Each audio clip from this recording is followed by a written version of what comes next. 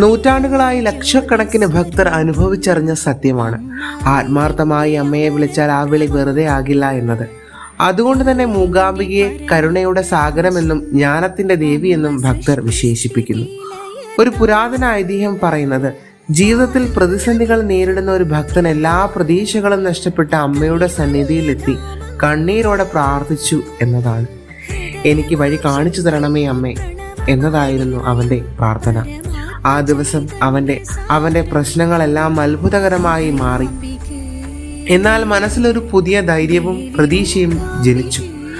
ആ ധൈര്യമാണ് പിന്നീട് അവനെ ജീവിതത്തിൽ വലിയ വിജയങ്ങളിലേക്ക് നയിച്ചത്. ഈ ഒരു ഐതിഹ്യം നമ്മളെ ഓർമ്മിപ്പിക്കുന്നത് ഒരു വലിയ സത്യമാണ്.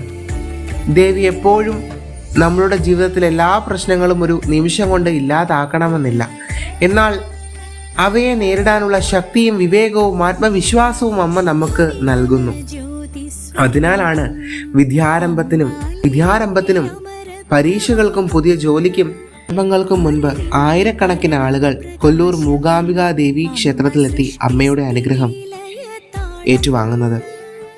കുഞ്ഞുങ്ങളുടെ നാവിൽ ആദ്യമായി അക്ഷരം കുറിക്കുന്ന വിശുദ്ധ ചടങ്ങായിട്ടുള്ള വിദ്യാരംഭത്തിനും ഈ ഒരു ക്ഷേത്രം ഏറെ പ്രശസ്തമാണ്.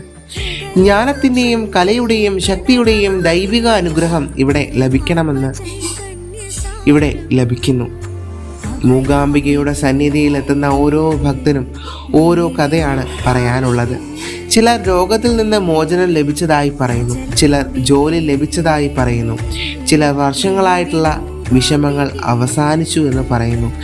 എന്നാൽ എല്ലാവരും ഒരേ കാര്യങ്ങൾ പറയുന്നു. അമ്മയുടെ സന്നിധിയിൽ എത്തുമ്പോൾ മനസ്സിന് ലഭിക്കുന്ന സമാധാനം വാക്കുകൾ കൊണ്ട് വിവരിക്കാനാകുന്നതല്ല. ഇന്നും ദിവസേന ആയിരക്കണക്കിന് ഭക്തർ മൂകാംബികയുടെ തിരുനടയിൽ എത്തുന്നത് അതുകൊണ്ടാണ്.